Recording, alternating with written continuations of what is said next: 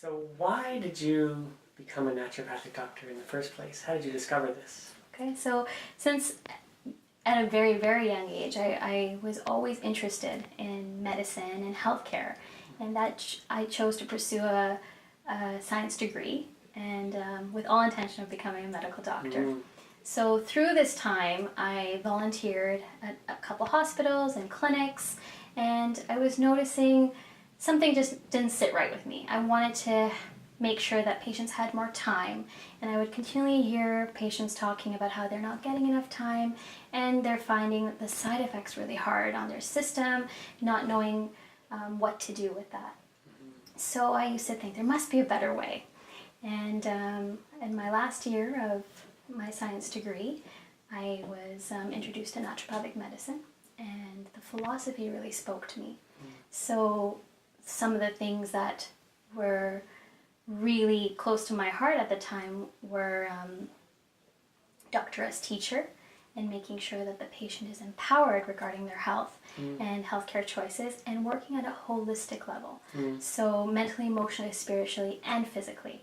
So not just focusing on the physical aspects, but looking at the root cause, the underlying cause. So that's why I decided that I wanted to become a naturopathic doctor. Yeah. And my journey started there. And then through that, being part of the program, I started treating myself with a naturopathic doctor, and I noticed the immense benefits I had with menstrual concerns that I had at the time, irritable bowel syndrome. So all of these things reinforced to me the benefits that naturopathic medicine can have, not just on a symptom level, but on all levels. And now, as a naturopathic doctor, seeing that benefit that patients get every day, it's very humbling, and I'm very proud and grateful to be a part of the profession, and to be able to see the benefit that naturopathic medicine does have. What sort of health issues do you really like to work with? I know you'll see many different issues, Right. and I'm probably happy to see them all, but are there some things you really like to deal with? Yeah, so I am a general practitioner, but I do have special interests in a couple things that I'm continually trying to educate myself on further, and one of those is women's health.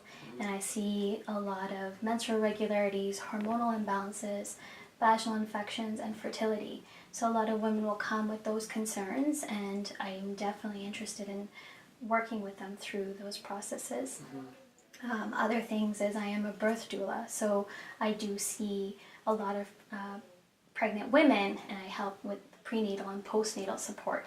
So that's another thing that I do quite a bit of. Okay. And then personally, because of my issues with digestion, I do a lot of digestive support and stress management, and basically a lot of mind-body medicine as well. So that's more of a philosophy or a system in my mind, where I believe that all physical concerns come from specific thought processes. So working with my patients to find out what are the thoughts that they're feeling, and what are the feelings that are coming up generally that are not maybe being dealt with as appropriately as they would like, and how they're affecting them physically. So working with that is also an important part of my general practice. Okay. I know as a naturopathic doctor you have many modalities you can draw from. Are there some that you really like to use a lot? So diet and lifestyle changes is something that I find I go back to all the time. So of course there's nutritional supplementation and herbs that I definitely use a lot too in my practice, but I find that I don't want patients to be dependent on things, whether those are pharmaceutical drugs or natural supplements. I don't want them to be always taking things and not fully dealing with the root cause. And I feel that can usually be done through diet and lifestyle changes. So that's something that I really enforce, so that they're not having to take things all the time. And we work with that quite a bit. Talking to them about healthy ways that they can cope, and easy ways that they can add things into their lifestyle, so for maximum benefit long term. And supplements are great short term to help give the body some push, some more energy, and correct deficiencies that there may be.